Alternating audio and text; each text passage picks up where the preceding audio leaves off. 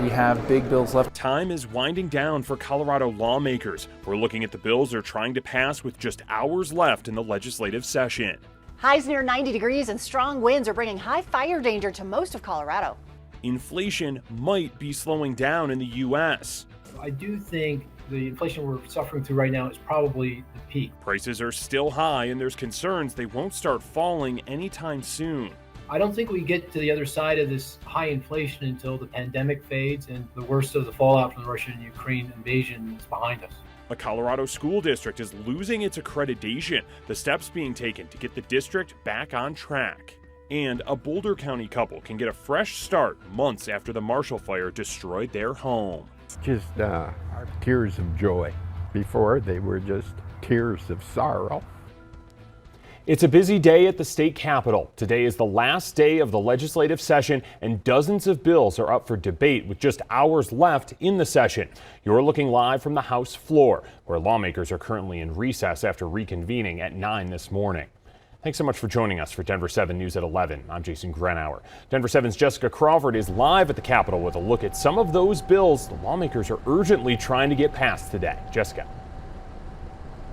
Well, you know, Jason, for months we've had our eyes on that fentanyl bill, and it's going to a conference committee today to see if they can actually get to a final version of this bill. This all comes after last night when the House could not pass a version approved by the state Senate. As it's written now, it increases penalties for those in possession of the deadly synthetic opioid. The threshold for felony charges is 1 gram instead of 4. The measure also puts millions of dollars towards drug testing and treatment. Another measure helps address the hospital staffing problems that arose during the height of the pandemic.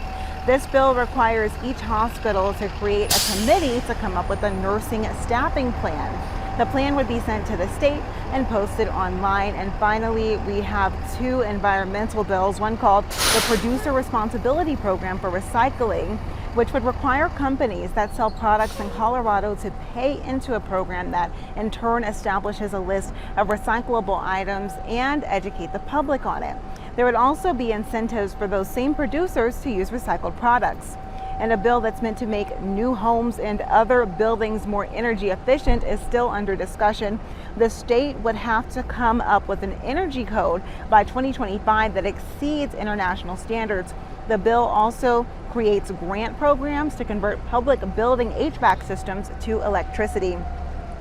So we'll be following these bills all day long in order to give you the very latest. So make sure that you stay tuned both on air and online. Live from the Capitol, I'm Jessica Crawford, Denver 7. Jessica, thank you. And some bills, we have to remind you, have already passed the legislature and are now law after being signed by Governor Jared Polis. One of those is the Reproductive Health Equity Act. It says state and local governments cannot get in the way of a person's right to continue a pregnancy, to give birth, or to have an abortion. It also calls people's access to contraception a fundamental right.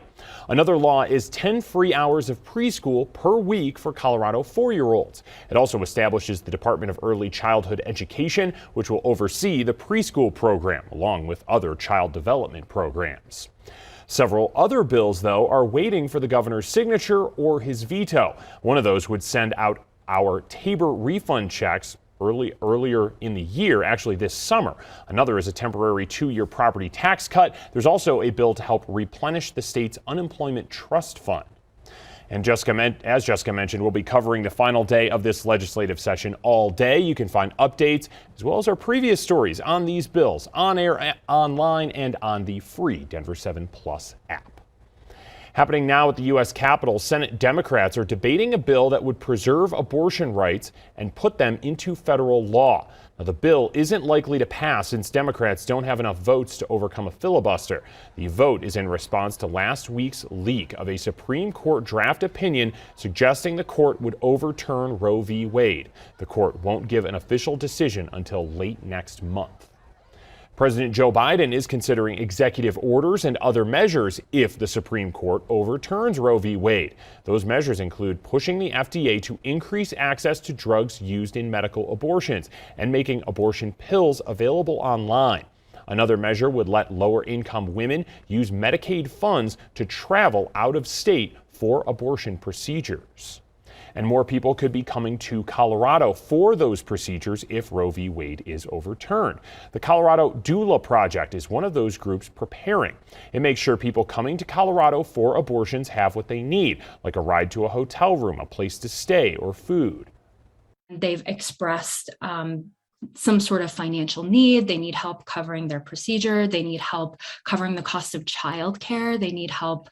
They're grappling with the decision between making a car payment and being able to afford their abortion. The Colorado Doula Project says 60 to 80% of the people they help are from out of state. Americans aren't getting much relief when it comes to higher prices. April's inflation rate is at 8.3%.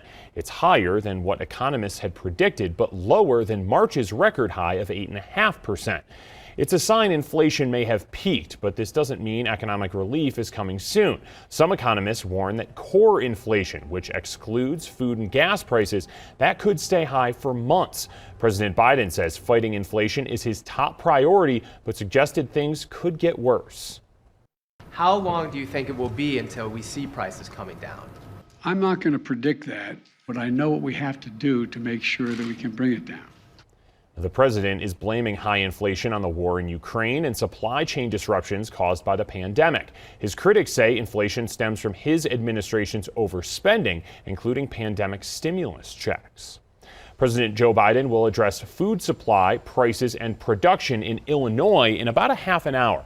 He'll also talk about his administration's actions to support farmers and food processors. Now, the president is visiting a farm in Illinois where he will emphasize how U.S. agricultural exports can relieve worldwide food prices. In the U.S., food prices have spiked nearly 9% in the past year, and the UN says food prices have risen nearly 30% worldwide. Changes are coming to the Adams 14 school district. The state school board is stripping its accreditation and says it has to reorganize. The decision came yesterday after district officials presented an improvement plan. Now, the first step is using an organization planning committee to come up with a new plan for the district. The public will be able to give their feedback on it, and the district will have to work with an outside management company. The reorganization process is expected to take more than a year, so nothing will change right now. We ain't going anywhere. Our superintendent, our leadership team, our school board, we came into this knowing this wouldn't be easy. Turnaround never is. What they care about is my school going to be there next year? The answer is yes. Are the teachers that I know and trust going to be given the opportunity to do their job? The answer is a categorical yes. Now, Adams 14 has been struggling for years now. The district received the state's 2 lowest performance ratings every year since 2010. Its 4-year graduation rate has stayed at least 11% below statewide average since 2011. And since 2008, the district has had 7 different superintendents. New at 11, charges have been dropped against a man accused of defacing a basketball court to play pickleball. Arslan Gunay came to an agreement with the Denver Parks and Recreation Department. He'll have to write an apology letter and pay $5,000. We'll have more on this story coming up on Denver 7 News at 4. More than 4 months after the Marshall Fire, there is now hope for homeowners who lost everything. A Boulder County couple is one of the first to receive a permit to rebuild. Denver 7's Christian Lopez is talking to them about their plans for the future. Started out just as a normal day. All of the memories in the home Pam and Dan Decker built together over the past 18 years were gone in seconds. And then we looked out the windows and saw that there was a dust storm.